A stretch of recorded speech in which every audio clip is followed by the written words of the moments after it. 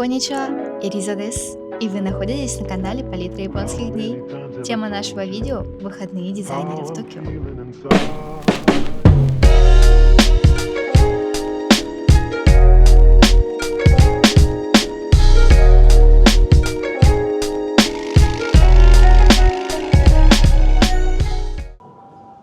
Сегодня начало марта, суббота, и мы идем в очередной музей на очередную красивую выставку.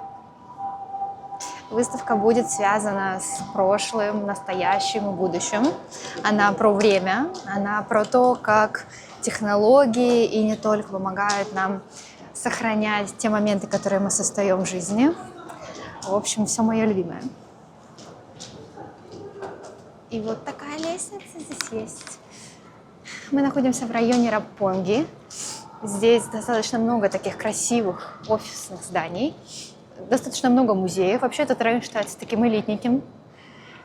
Здесь проживает очень много людей из сферы искусства и вообще очень много людей, у которых есть деньги. Поэтому, конечно, неудивительно, что здесь есть такие крупные, такие красивые музеи. Кстати, вот и плакат нашей выставки. Вот тот. Музей под названием Мори Арт расположен на 52 и 53 этажах башни Мори Тауэр в районе Роппонги. Когда он открывался в 2003 году, это был один из самых высоко расположенных художественных музеев в мире. Основатель музея хотел превратить район Роппонги не просто в район с небоскребами, а в место, где сочетаются работа, жизнь, развлечения и искусство. А теперь важная информация по поводу самой выставки, на которую мы пришли. Кураторы этого события собрали 21 художника и арт-группу, связанных с Японией, включая даже тех, кто проживал за границей, но имел японские корни. И все это только для того, чтобы ответить на один вопрос. Как выглядит современная Япония через искусство? Главная тема выставки была связана со временем. И на первый взгляд может показаться, что тема немного абстрактная.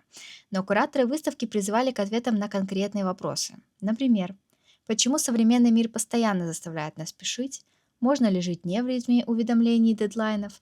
Почему и что остается после нас? А также, как память переживает время и есть ли вообще что-то вечное в этом мире?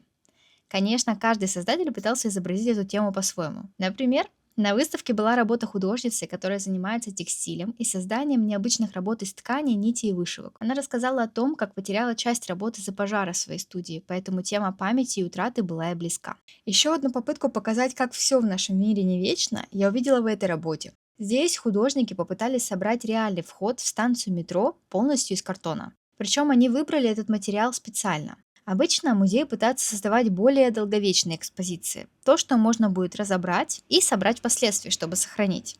Но здесь работа была сделана так, чтобы после выставки ее уже нельзя было восстановить. Эта работа показывает, что материальные объекты исчезают, но воспоминания, опыт и встречи продолжают жить. Одной из самых интересных экспозиций на выставке стала работа под названием «Луна под водой». Из конструкции, похожей на дерево, рождались наполненные белым туманом пузыри. Они падали на водную поверхность под ней, перекатывались и тем самым жили, а потом лопались и исчезали в полумраке. Эта тема как раз напрямую показывает, насколько недолговечна, но при этом необычна и ярка наша жизнь. Почему название у композиции именно «Луна под водой»? Потому что эти самые небольшие пузырьки похожи на маленькие луны, которые отражают свет. Некоторые посетители также сравнивали их с лепестками сакуры, которые падают на воду и почти сразу же исчезают. И еще один интересный факт об этой работе. Для ее создания был применен искусственный интеллект. Вся эта сложная система отсчитывала, в какой именно момент нужно создавать пузыри, когда и как их нужно запускать, чтобы создавать определенные впечатления на зрителя. Теперь перейдем к одной из моих самых любимых работ. Как вы думаете, что находится внутри этого необычного ромба? Раз, два, три. Правильно, настоящий бренди. Для создания бренди виноград проходит долгий путь. Сначала он собирается, потом ферментируется, дистиллируется и годами выдерживается.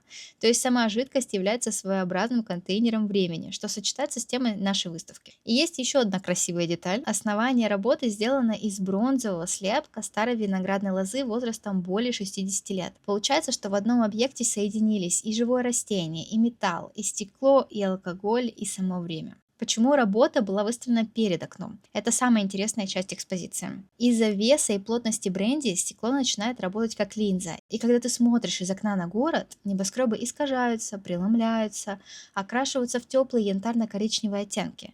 То есть зритель буквально смотрит на современный Токио сквозь время. Вот такая была выставка. Я показала далеко не все работы, а только самые интересные.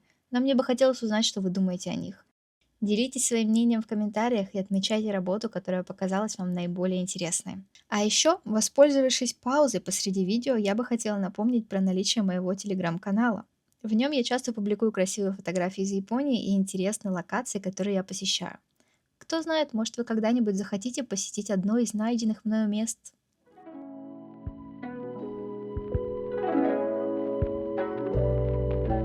How many times have I told you how I'm feeling inside?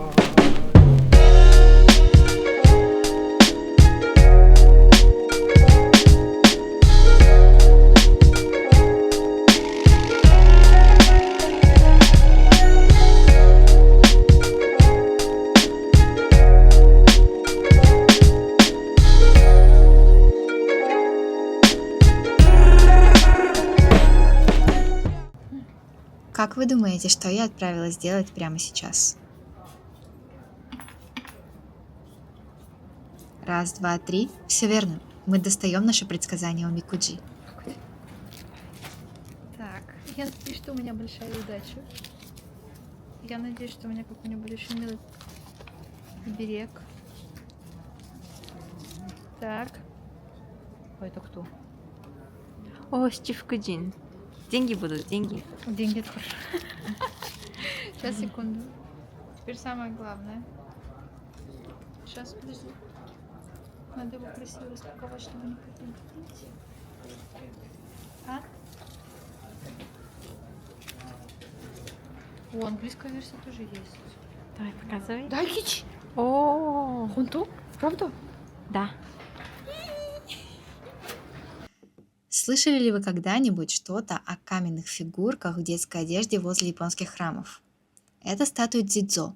В Японии их часто одевают в детские шапочки, слюнявчики, в память о детях, которые ушли из жизни слишком рано. Считается, что дзидзо защищает их души и помогает обрести покой.